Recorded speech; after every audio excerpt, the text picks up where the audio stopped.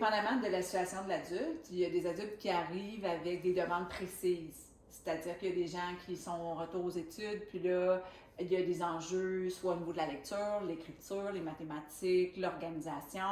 Il y a des adultes aussi qui sont des parents d'enfants qui sont dyslexiques et qui apprennent, eux, qui sont dyslexiques aussi. Donc, quand ces adultes-là arrivent avec des questions, c'est surtout pour comprendre la problématique. Donc, ça dépend vraiment des situations. Il y a des situations où les gens demandent de l'aide immédiatement pour utiliser des stratégies pour fonctionner dans le milieu de travail ou aux études ou dans la vie familiale. Il y en a d'autres que c'est vraiment pour comprendre davantage. C'est vraiment à moitié-moitié. Il y a beaucoup de stratégies pour l'organisation qui peuvent être utilisées, des stratégies pour pallier à une difficulté qui est persistante au niveau de la lecture ou de l'écriture ou de la prise de notes. Là, dans ce que vous nommez, c'est surtout à des situations d'évaluation, probablement que c'est utilisé.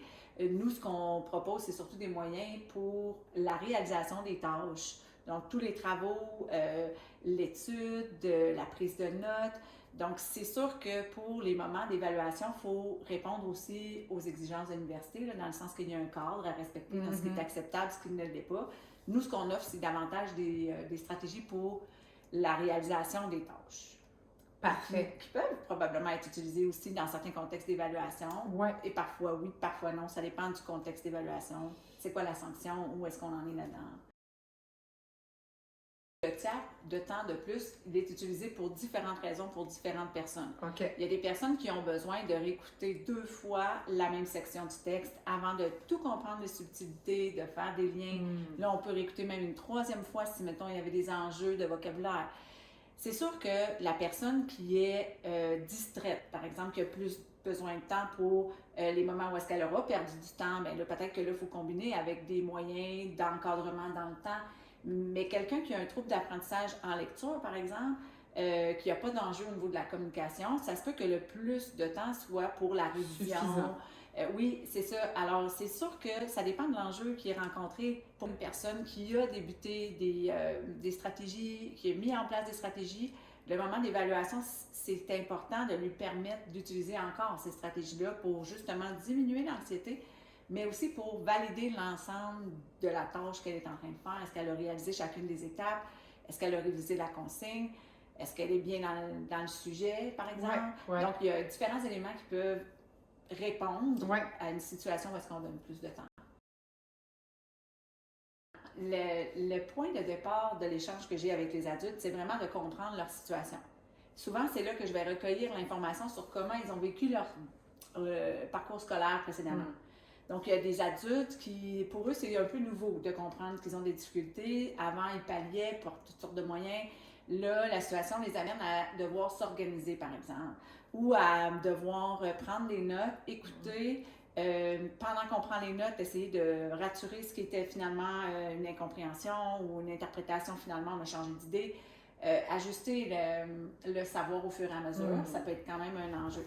Donc, souvent, les premières rencontres avec les adultes servent à savoir qu'est-ce qui est un enjeu pour la personne actuellement, qu'est-ce qu'elle sait à propos de ces défis qui étaient déjà existants au niveau des apprentissages et qu'est-ce qu'elle a comme temps, combien de temps elle a pour la mise en place de nouvelles stratégies. Puis à partir de là, je fais une réflexion avec l'adulte, toujours en impliquant l'adulte, sur c'est quoi les intentions. Bien, est-ce qu'on veut augmenter la qualité de notre temps de travail?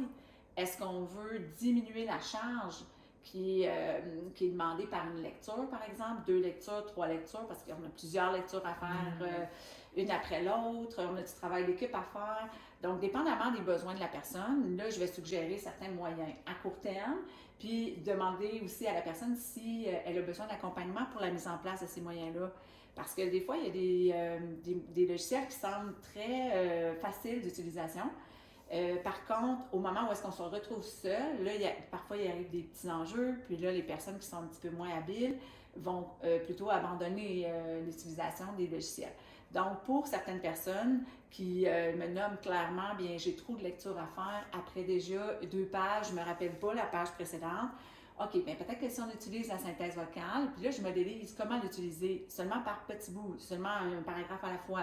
Est-ce que je décèle qu'il y avait quelque chose d'important là à retenir? Oui, non. Est-ce que tu connais comment prendre des notes sur ton document PDF? Est-ce que tu es capable d'utiliser ton document PDF efficacement?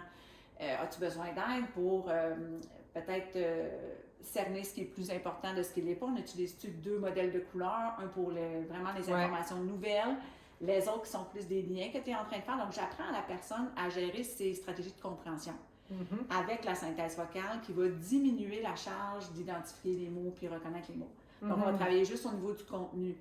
Il y a d'autres personnes, ils ont pris plein de notes, mais sur des documents différents. Là, on se dit, OK, mais où est-ce qu'on va mettre nos notes? Comment on veut fonctionner? Est-ce que pour toi, ça serait mieux une tablette? Est-ce que OneNote, tu connais? J'essaie de trouver qu'est-ce que la personne connaît déjà?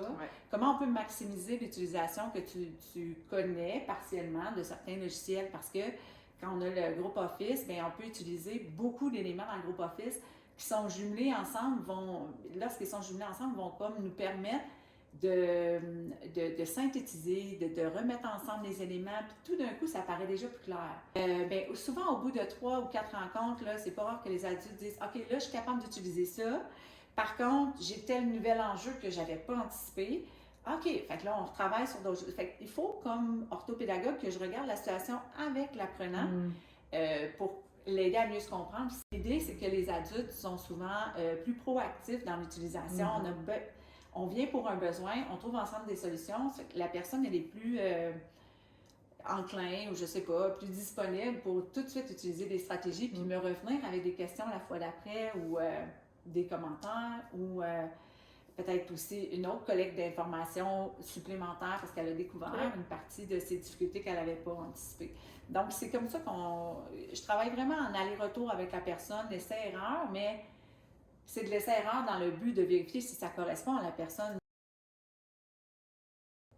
Dyslexie, là, le trouble de la lecture, plus spécifiquement, celui de l'écriture aussi, mais on dirait que avec la prédiction de mots automatique dans les téléphones, il y a comme quelque chose qui s'est installé, les adultes qui sont dysorthographiques, là, qui ont un trouble plus spécifique en écriture, ont compensé. Mais la lecture, ceux qui n'utilisent pas la synthèse vocale comme adultes dans des situations où ils en ont beaucoup à lire, c'est souvent eux qui nous contactent ou des personnes qui ont de la difficulté à évoquer des idées claires, à formuler clairement leurs propos. Mais en fait, les gens qui ont un trouble déficitaire de l'attention nous contactent aussi, mais c'est par les questionnements, les observations qu'on finit par trouver qu'il y a autre chose. Donc, peut-être au point de départ, la personne qu'on nous contacte parce qu'elle a des difficultés à s'organiser dans la tâche, à remettre ses travaux à temps ou à réaliser l'ensemble des tâches, pour éventuellement se dire, OK, mais moi, quand je te regarde travailler, je vois ça, je vois ça, je vois ça, puis sans que la personne ait un diagnostic autre que celui que le TDAH, bien, ensemble, on voit qu'il y a quand même des symptômes qui sont apparentés à un autre trouble. Là. OK. Donc, c'est pas nécessaire d'aller voir un autre diagnostic. C'est juste qu'il faut être conscient que c'est pas toujours le TDAH qui est en cause dans la situation. Même si la personne, c'est ça son diagnostic présentement. Il pourrait avoir des traces de dyslexie. Assurément. Puis est-ce que c'est vraiment le trouble de la lecture ou c'est les difficultés attentionnelles qui ont amené les enjeux au niveau de la lecture? Ça, je ne cherche pas vraiment à trouver cette réponse-là. Par contre, mon travail, c'est aussi d'aiguiller l'adulte. Pour qu'il soit sensible à ça, pour aussi faire attention et préserver son estime de soi, parce que le TDAH, ça a souvent des effets un peu néfastes, je dirais, sur la capacité de la personne à s'observer avec bienveillance.